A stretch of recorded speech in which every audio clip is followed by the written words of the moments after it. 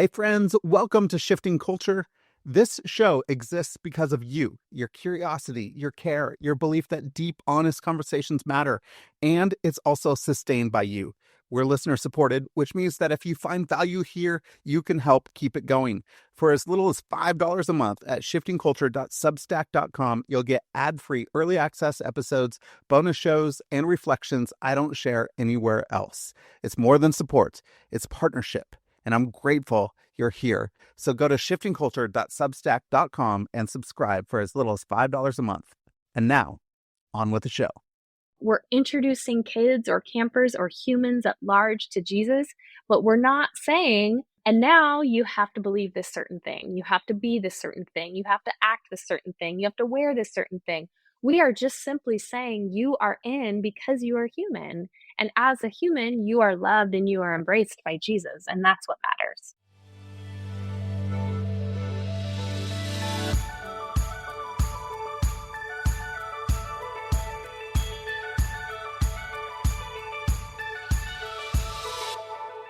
Hello, and welcome to the Shifting Culture podcast, in which we have conversations about the culture we create and the impact we can make. We long to see the body of Christ look like Jesus. I'm your host, Joshua Johnson. Today, I'm joined by Cara Meredith, author of the new book, Church Camp. We're digging into the ways camp shapes our faith, our friendships, and our sense of who belongs. We get real about the fun memories, but also the uncomfortable parts. Who was included, who was left out, and what messages we picked up along the way. Cara and I talk about how camp can turn faith into a checklist. Who's in, who's out, who fits, who doesn't. But we also imagine what camp could be if it became a place of real belonging, where every kid was seen and valued, no matter their story. Cara and I both come to this conversation as campers and as counselors. Cara was a speaker at church camp for many years. I was a coach at basketball camp for many years.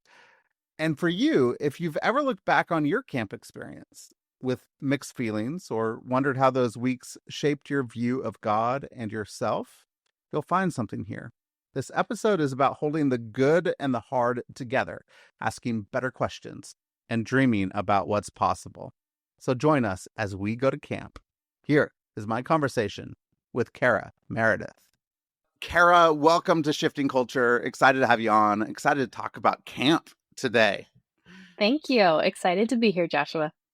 Well, let's get into Church Camp, your new book, which is great that you dive deep into really, I would say, white evangelicalism and church camp and how those coincide and what was the good, the bad, and the ugly in all of it.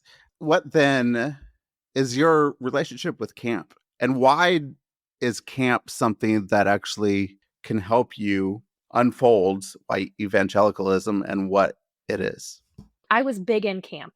So I started going to camp my first summer. I was 9 years old. It was 1988. I'll let listeners do the math on that. And then probably 8 years later, I started volunteering at camp.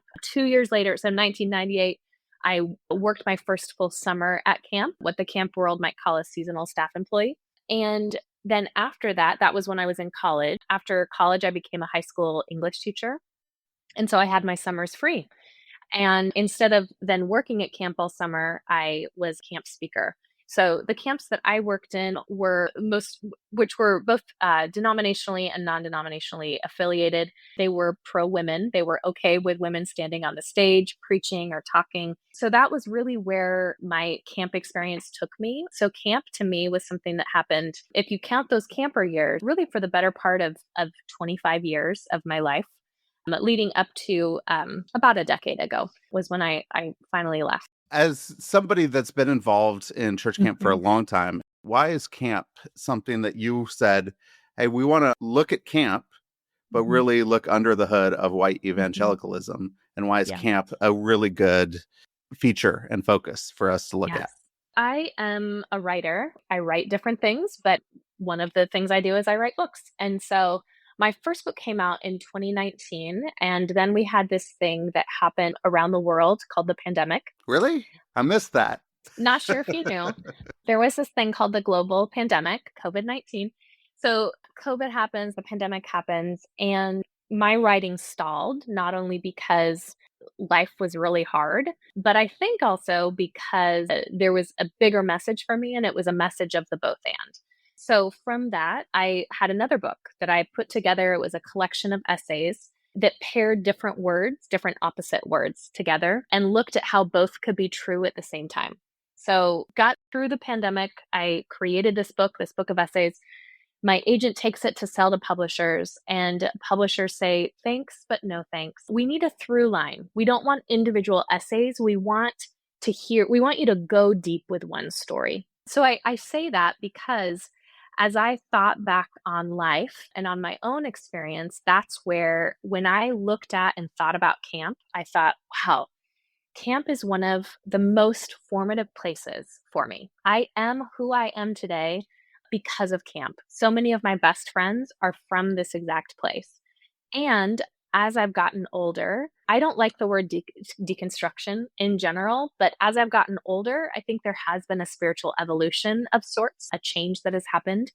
And that's when, as I looked back on camp, I also saw that there were some unhelpful parts, some harmful parts that I deemed helpful for a long, long time. But as life went on, I began to see those through a different lens. So, really, the book birthed from paradox and from holding the tension.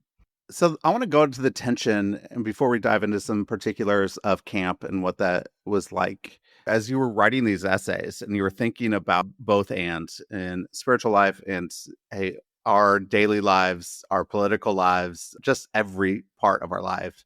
Mhm. It seems to me, and I've heard a statistic that there is a small percentage of the population that could actually hold a both hands. They Mm, really just think through either or mhm. type of things. It's all black and white. Mm. Gray is very difficult for a lot of people. How do we walk into tension when we know that there is bad and there is good, and we could hold both at the same time and actually take what is good in the middle of it, and then Mhm. actually say, hey, this may have harmed you and I'm sorry, and like really wrestle with those things. What does like walking into the tension look like? No one has asked me that question before, Joshua. This is good. I think walking into the tension means holding an openness, holding or having an openness. It means embracing when we have been right and when we have been wrong. And again, I think this is, to me, this is part of the gray, which is part of the mystery, but which is also part of God.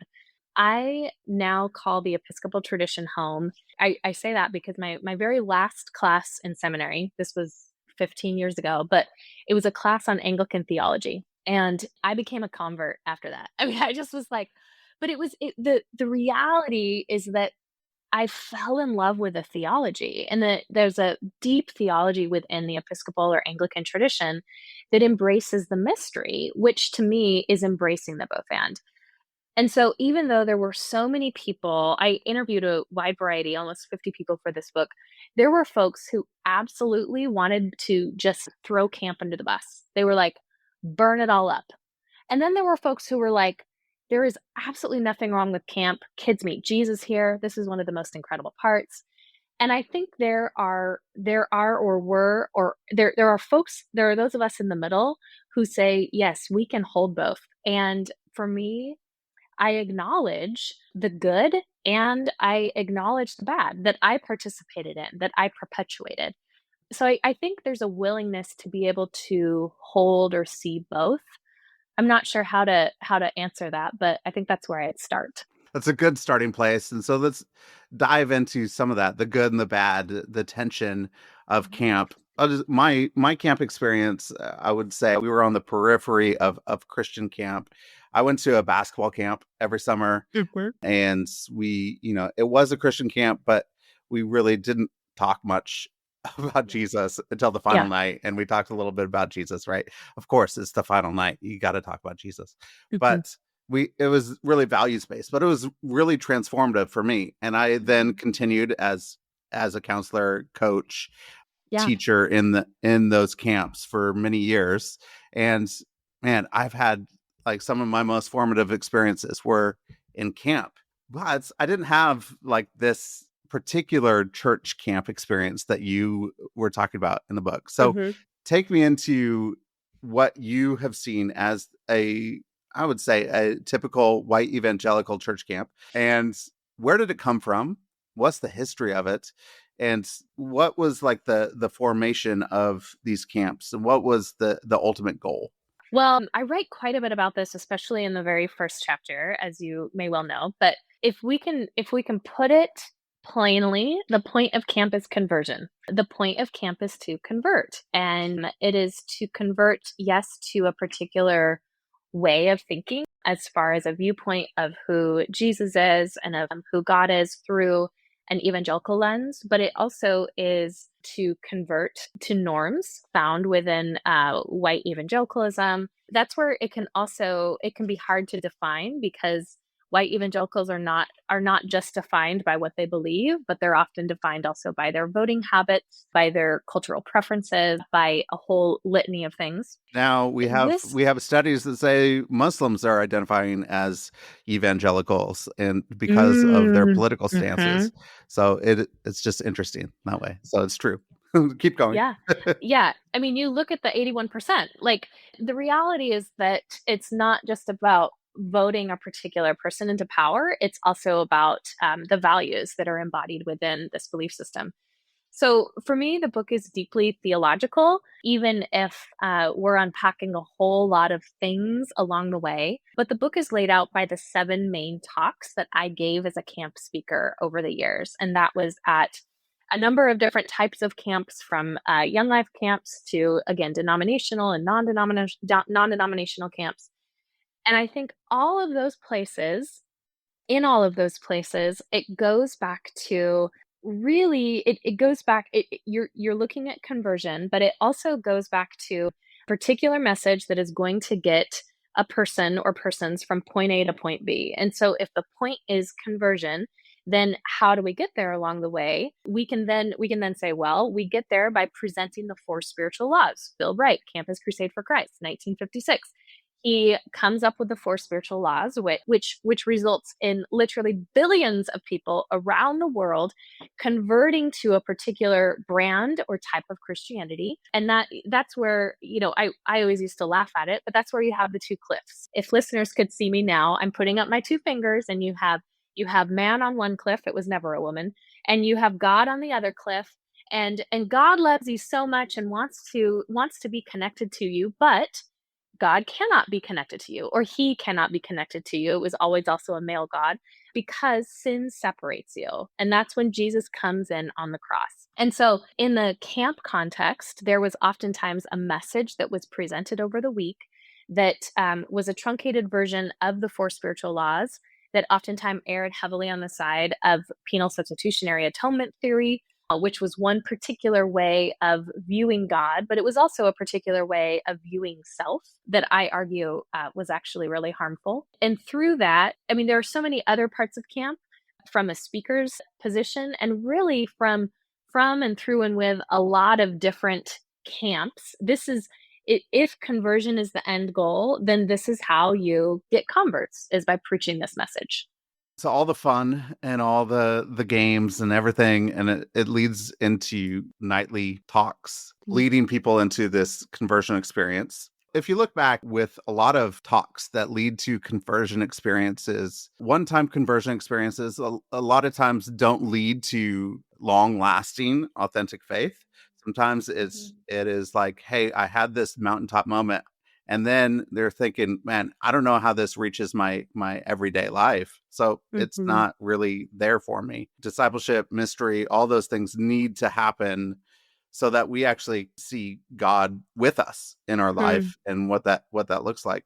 So if part of that is like this mountaintop experience, is there a different way that you think that camp may be structured that could be helpful to people to wrestle with things throughout their entire life and not just have a mountaintop experience?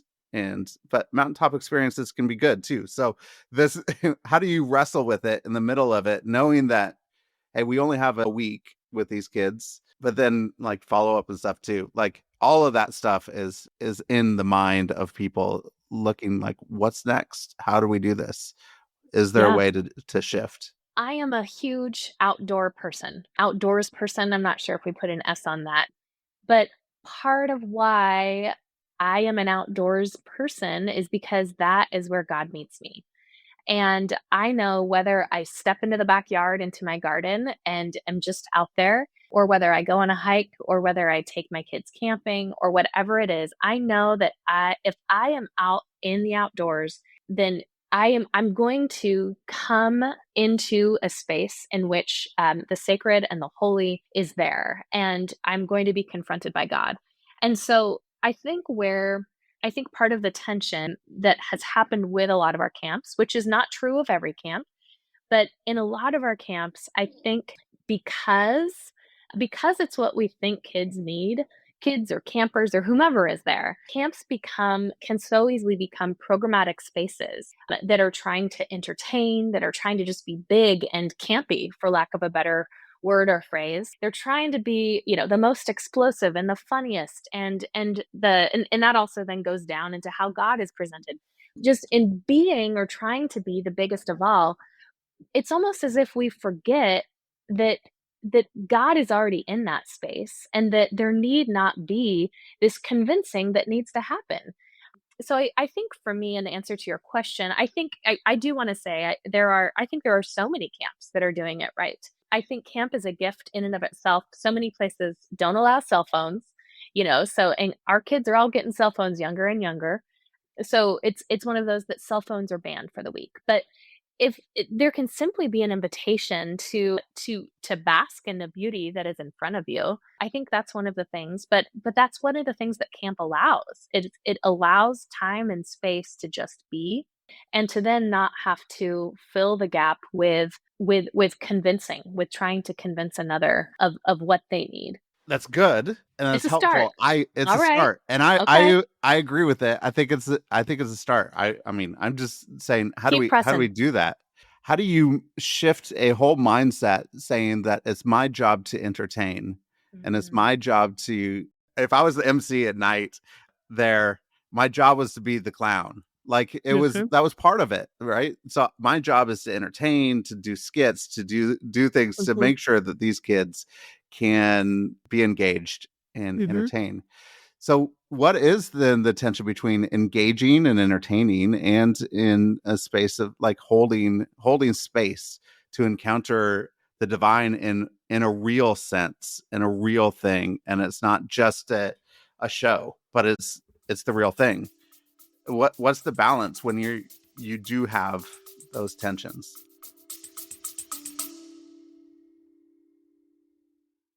Hey, friends, thanks for being here. Really, Shifting Culture isn't just a podcast, it's a community of people leaning in, asking deeper questions, and reimagining what's possible together. If the conversations here have meant something to you, would you take a moment to leave a rating or review? It helps others find us, and it's one simple way to support the show. You could also find more at shiftingculture.substack.com. That's where you'll get ad-free, early access episodes and some things I only share with subscribers. And if you got a creative project stirring in you, something that needs to be told, shaped, or shared, I'd love to walk with you in that. That's what we do at Shifting Culture Productions. Thanks again for listening. Let's get back to the episode. No, I think that's a great question, and perhaps you and I can meet collaboratively afterwards to come up with a list of what can be done. But I think our culture, and I love that your podcast is called Shifting Culture. I think there is a belief in within our culture, and whether that's just for parents and teachers and caregivers, or for the entire culture, but for our this generation of our children, that they have to be constantly entertained. And there's a different word for that. But so for instance, one of my children, he's 10, one of my boys, just broke his leg 2 weeks ago while we were camping over spring break. Not exactly the Congratulations. best thing. Yeah, thank you. It was our family's first break. It was a very big deal. He has a big red cast now. I got to sign mom with a heart around it. I felt very glad, very happy that he let me do that. But for Theo, my son, there's not a whole lot he can do right now besides just lay on the couch. It's really easy for me as a parent to simply let him be on a screen the entire time, because what else? I feel kind of bad. What else is he supposed to do? He can't throw the football. He can't play baseball on his team. He can't do anything. But I can let him not be on a screen the whole time, and I can let him figure out what he can do when he is not being constantly entertained. And so it can almost hurt. It almost hurts him for me to take away the iPad, and then he's like, "Oh, wait a minute. I can play my trumpet and make up new songs," which are horrible, by the way, but I support it because he's just blowing air into this gold I'm piece glad of you support metal. it. My parents wouldn't let me practice the trumpet. I got kicked out of fourth grade band because I did not practice, and now I don't know how to play an instrument, you know? So good Joshua, job. I'm Way to I'm support it. gonna send you ours at the end of the school year, and you can learn because I don't want to hear it anymore. Thank you.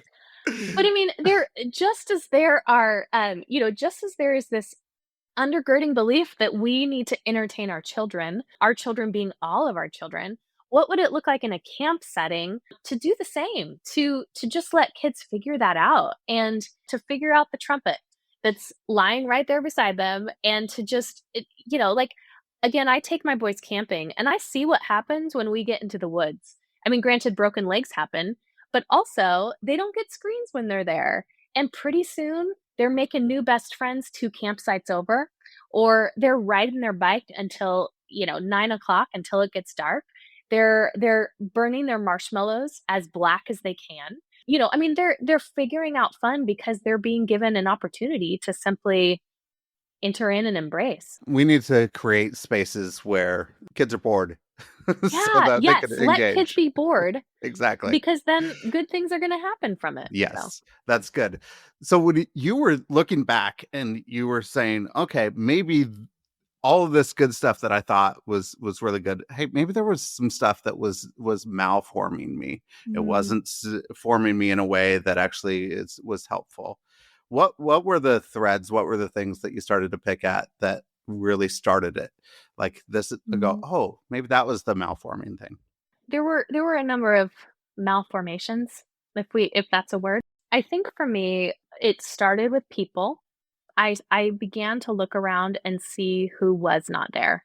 Within Christianity, there's we oftentimes use the phrase of who's sitting at the table or who is welcome at the table. And so for me, I began to see the exclusion that was taking place, in particular toward women, toward people of color, and toward the queer community. I began to see that in the threads of people that I loved. The two people that this book is dedicated to were both people that were their names are Michael and Sarah, and they are two dear, dear people to me. One of whom is a person of color, the other of whom is white. They both came out later in life, and the reality is that for both of them, the camps that they worked at kicked them out because they were not straight. And so that was where a lot of this started. For me, there was also a deep theological starting place that I really just began to wrestle with both the message I had always believed, but also the message I was communicating about who God was and about who we as humans were. And I do not think that we need to be made to feel like horrible human beings. One of my chapters that's on this is titled Dirty, Rotten Little Sinners. And I just don't believe that that is who God sees us as. So, if we're talking about human depravity, I think there are other ways that we can look at God and about how God looks at us that doesn't make people feel like pieces of poo. So, so I think I'm not sure how much your listeners want me to cuss on air, but yeah. So I think Poo is those a are probably great two of cuss the word. starting points. Okay, Poo is a then poo great is the cuss word we're word. going to use. Yeah. It makes me laugh. Now, if we're in these spaces, white evangelicalism, we've made God a little bit into our own image. We made Jesus into our Mm, own hmm. image instead of being made in the image of God. We're transposing it. What were aspects that you've seen that go, oh, that actually doesn't actually look like Jesus, God? That looks more like white Westerners. Well, I think I saw this most, heard this most with the people of color that I interviewed. And as I note in the book, the easiest people to find to interview were white straight males.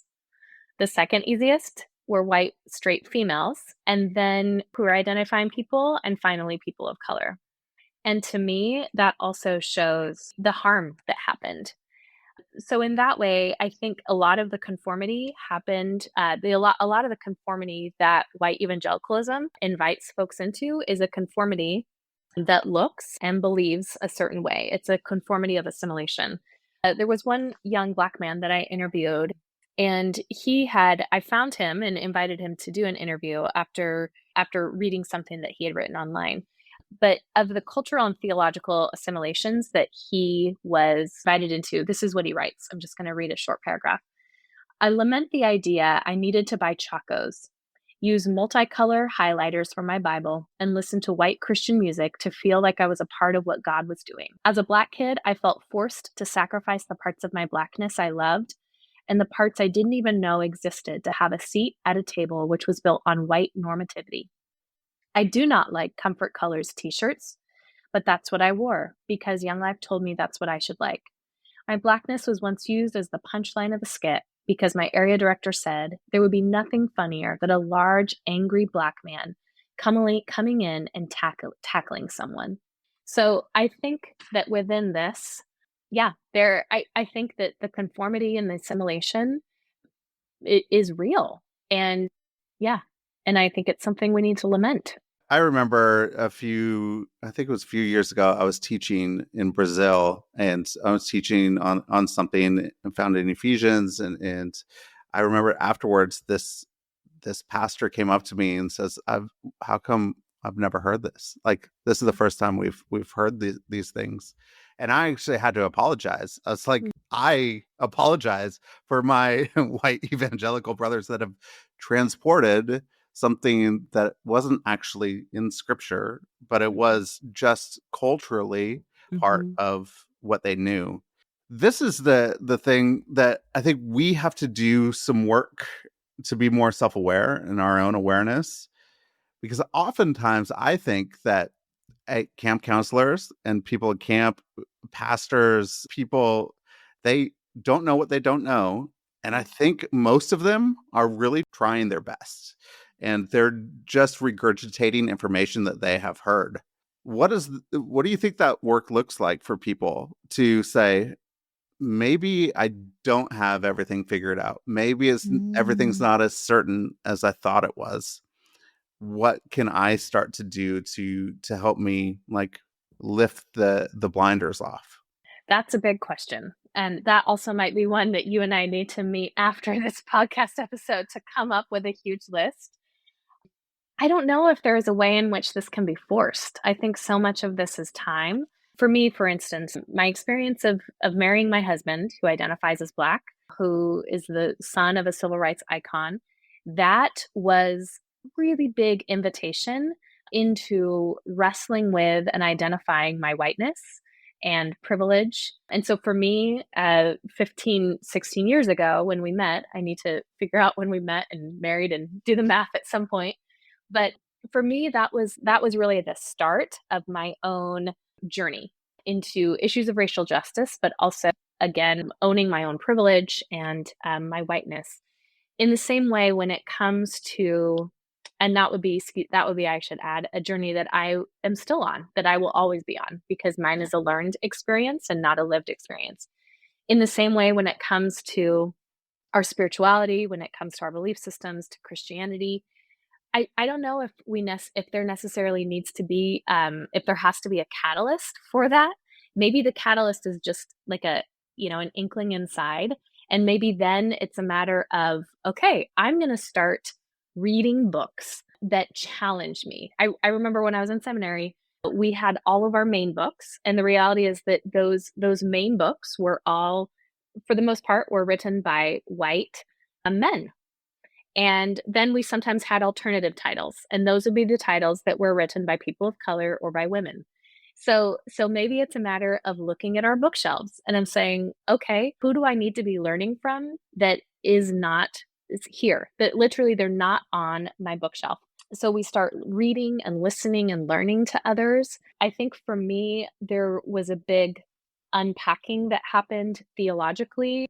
And this was one of those, I don't like the word deconstruction, but I think it was my own deconstruction process, or at least how culture might define a deconstruction process, in which things just weren't sitting right with me anymore. And so for me, I process through writing. That's how I process. Sometimes I process verbally, but I process through writing. So I began to write through these things and to question, and just to go to let it be a question too. Because I think the world I was in for so long, you didn't question things because it was so black and white. You either believed, and when you believed, you were in, or you didn't believe, and when you didn't believe, you were out. So what did it mean to still be a part of that, but to also let myself question and wrestle with that didn't sit right within me?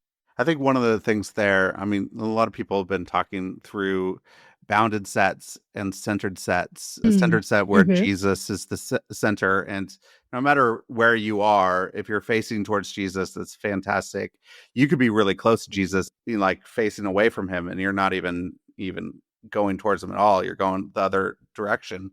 Mhm. But it looks like camp there is like, hey, here's the bounded set. Here's the line on, on cry night. We're gonna get you in to this this bounded set. Now you Mhm. could be a part of the family of God, and now you're in. How has that been perpetrated and thought about Mm. in camp? If you look back on what it is of here's a line and the people, some people are in, some people are out, and we treat people differently whether they're in or out.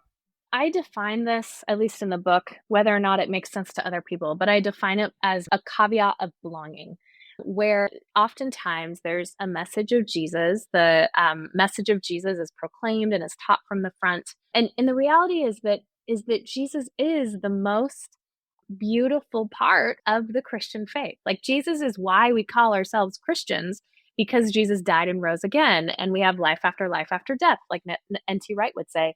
But I think within a camp setting, there is oftentimes a bounded set of Christianity that is presented, but it's presented through the lens of Christ and of who Jesus was.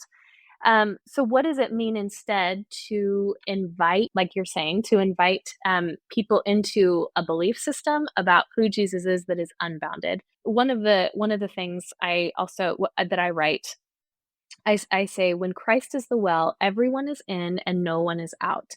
Artificial boundaries, sometimes disguised as caveats of belonging, are thrown out the window, or for purposes of camp speak, off the second platform on the high ropes course, the one right before that unwielding set of unstable bridges. This time, when a camp speaker introduces campers to a man who is the biggest gift of all, to the tender pioneer whose generous, wild inclusion paved a way for the rest of us to be equally generous and wild in the love we show other people, they actually mean it. So we're introducing kids or campers or humans at large to Jesus, but we're not saying, and now you have to believe this certain thing. You have to be this certain thing. You have to act this certain thing. You have to wear this certain thing. We are just simply saying you are in because you are human. And as a human, you are loved and you are embraced by Jesus. And that's what matters. That's beautiful. And I think that means it's then, hey, I'm in this beautiful well. And now it's a process of life. Like I get to Mhm. like go on this journey. And our Christian life is really a pilgrimage to God. And so Yeah. instead of, I think what we have done, especially at camp, is if the goal is conversion, the Mhm. goal is like one decision, you're in, you're done. Right? You get your get out of hell free card, and Mhm. you're set. Then just do whatever you want the rest of your life. You're good. But we got you. Yeah. Or you're good until next summer when you do it again and you recommit your life to Jesus for the 37th time. Yeah. Yeah, yeah. Which happens over and over again at camp, Mhm. right? What then is a camp for pilgrims? What's a camp Mm. that looks a little different? What you're calling people to right there in what you just read. What Mhm. what is a camp like that? It is a great question. There are several places in the book that I highlight camps that are proclaiming a different message, that are valuing a different thing. I think again about my own family. I identify as white. My husband identifies as black. Our two boys identify as mixed race some days, and some days they identify as black. I don't know if they will ever identify as white. not only because of the color of their skin, but also as and because of how society identifies them. But for them, when I think about the conversations we have around the dinner table, it is a conversation that is wild and crazy. I'm always a little scared when someone comes in because you never know what's going to come out of their mouths. But it is a conversation that is encompassed, that can be encompassed by their spiritual identities, by their racial identities, by who they are intellectually and emotionally, by and physically, by all the different parts and facets of who they are and what makes them them. And so how then, in leading to an answer to your question, how do we encompass and honor and celebrate all the many parts of who we are? Part of why I have a hard time thinking about sending my own kids to the camps that I spent so many years at is because I don't know if they are going to be honored for who they are and celebrated for who they are. If they are going to walk away feeling like the only way that they can be loved, and this is an answer of both spiritual and racial complications. If they are only going to feel loved if they believe if they believe a certain message and look a certain way, then that is I have done a disservice to them. The camp has done a disservice to them. So practically speaking, I think there are a ton of camps that are doing it right, that are honoring kids and campers in those ways. This is not a Christian camp, but there's a camp I found along the way. It's a Jewish camp for kids of color. And it takes place every summer in Marin County, which is north of San Francisco, here in the Bay Area. But they bring in Jewish kids, some of whom are spiritual and or religious, some of whom are not, because Judaism can oftentimes be encompassed by both. But they bring in these kids and they celebrate both their religious and cultural identities as young Jewish children, and they celebrate their identities as children of color. And they merge the two of them together. So this camp has, which Jewish camping is a whole nother conversation because it is a thing for our Jewish brothers and sisters. But they are doing something different, and the kids who are going there are having life-changing experiences. So I think that's part of how we start is by honoring the wholeness of who a person is. I think that's such a great starting point. Like we could see people for who they are and not think of a program. And Mhm, I think that's just in every aspect of our lives. It's so easy to think program and mhm, programmatically in everything that we do. And it's so much more difficult to see people mhm, for who they mhm, are and try mhm, to meet people where they're at. It's just mhm, more difficult. Like mhm, practically speaking, it's harder to do that. mhm, So I commend people for doing that, and it's a good hard work that they're doing. As you started to interview all these 50 people, did you see any common themes as you were interviewing people of things that came out of mhm. their answers? I would say the 2 questions that probably got the biggest response, there was a question, and I openly write about this in the book, but I say true or false, and I recognize also, I say this is probably a leading question, but true or false, camp was made for white, straight, rich kids. There was an outstanding number of people who absolutely agreed with that. And the reality is that I think that is seen not only in the cost of camp and who is then showing up, it's seen in the racial disparities that take place, both within staff, but also of campers. And it's seen certainly in who is there and who is not there. And so camps, because of their standing as nonprofit organizations, are allowed to discriminate also against kids with different sexual or gender identities. I think the other piece, though, one of the questions I asked, I said, what was the theology communicated or that you perceived at camp? And this was where, I tried to interview a whole bunch of folks, both people who were still in the camping world who said, my God, this is the best thing that has ever happened to the world, all the way to those who were like, burn the place down, and threw in a couple of expletives along the way. But when it came to the theology, this was also one of those that there was an overwhelming response. Here are just a few of them. Jesus saved you from an angry God. You were saved from going to hell. Another one, you're dirty, but don't worry. God loves you so much that he killed his only son. A third one, Jesus loves me, but his dad thinks I'm a piece of poo. There's another word written in the book, but I'm not sure if your listeners are listening to this while driving in the car with small humans. And another one, I'm a wretched sinner and I don't exist, and I cannot exist without God. And I think about those statements, and there's more that are listed in the book, but I think about those and about what that communicates about who God is, but also what that communicates about who humans are.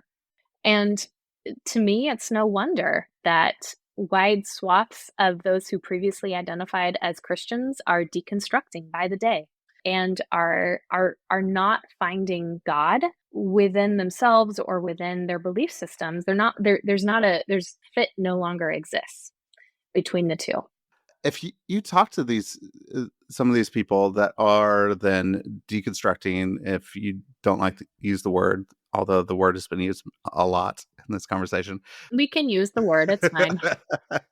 But if we talk through, like, then what actually holds people? Like, if you Mm, have talked to people or talk to people and go, man, this church camp experience wasn't great, I want to burn it all down, mm, or my faith, there wasn't much to it, I don't find God in here.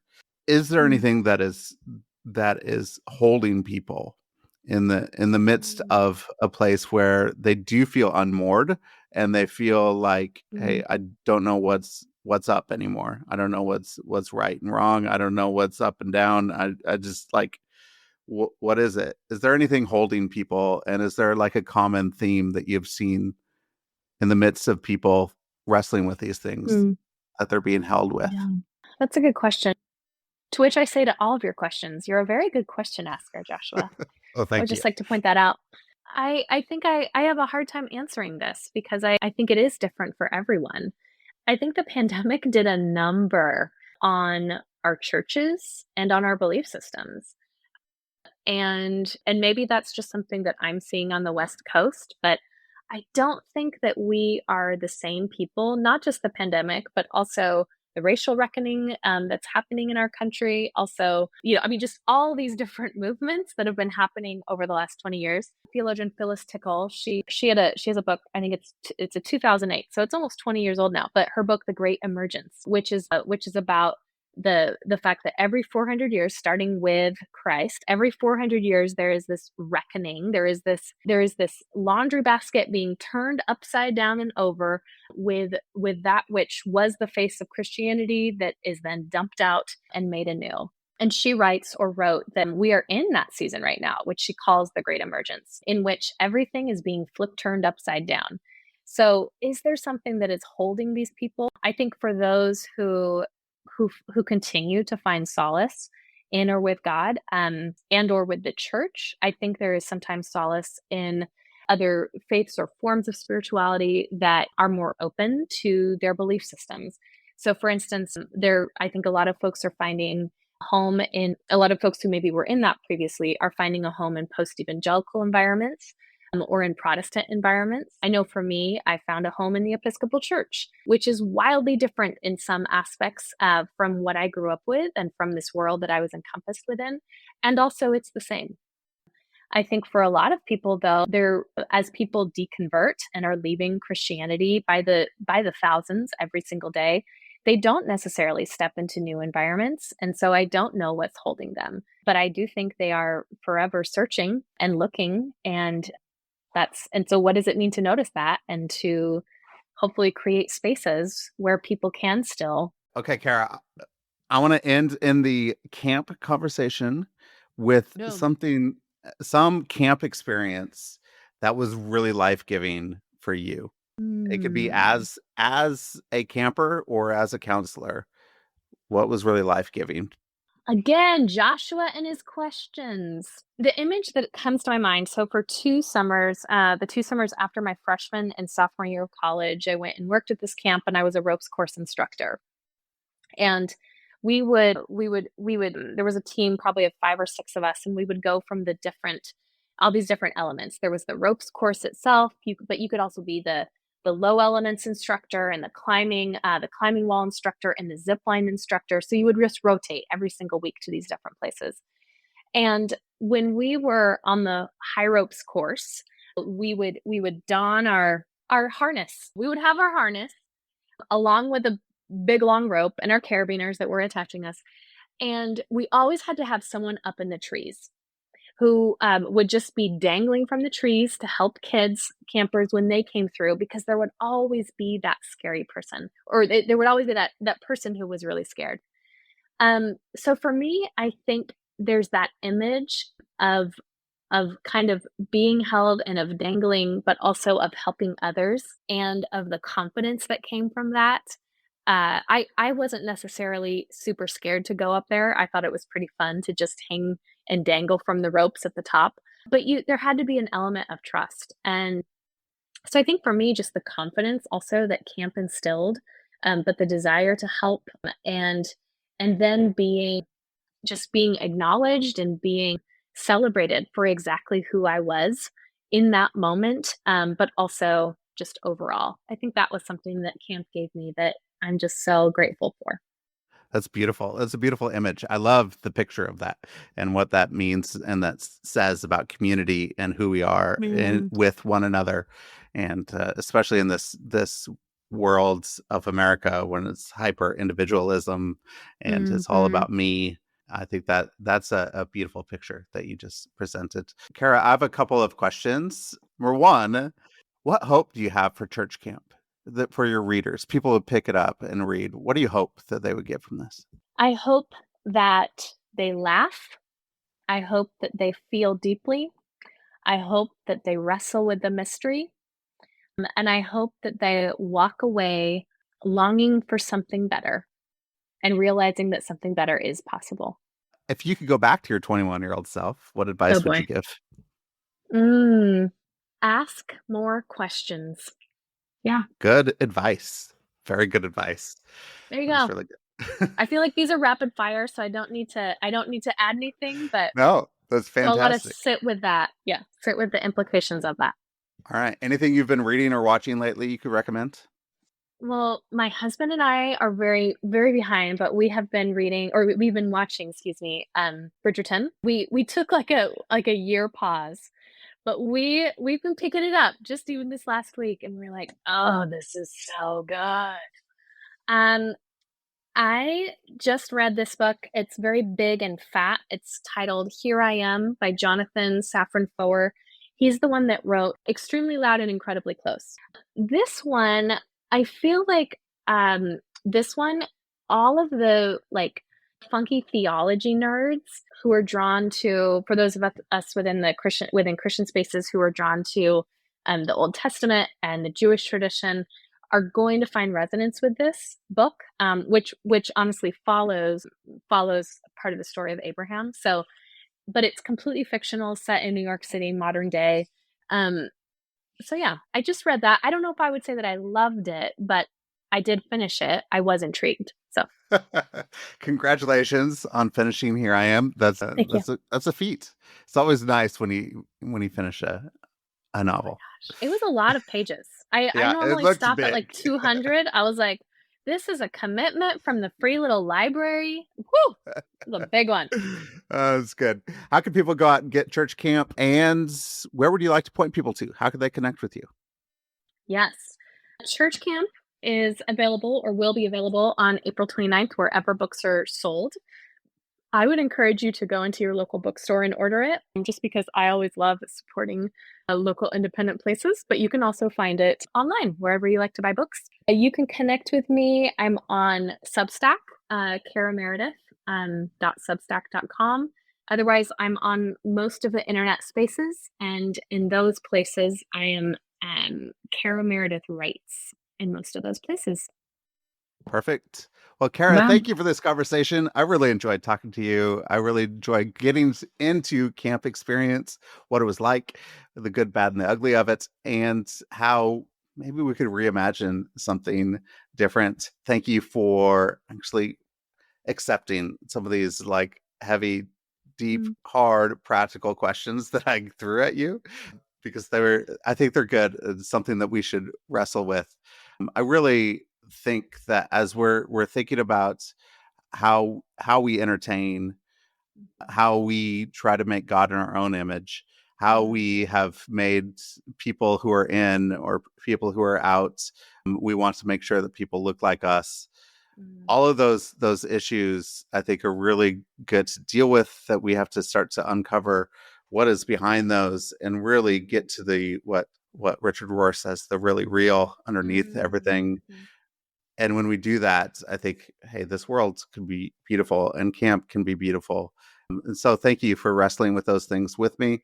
And thank you for this conversation. It was fantastic. Thanks, Joshua.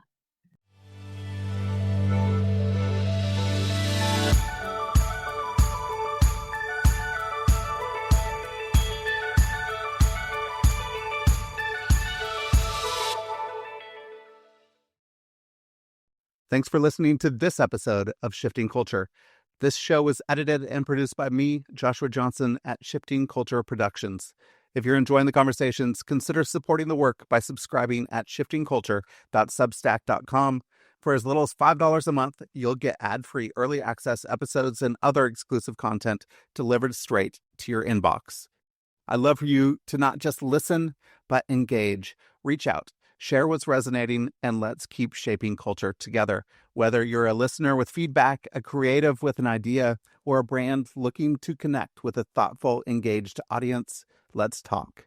If you're interested in advertising on the show, I'd love to hear from you. Contact me directly for rates and availability. Until next time, let's keep shifting culture.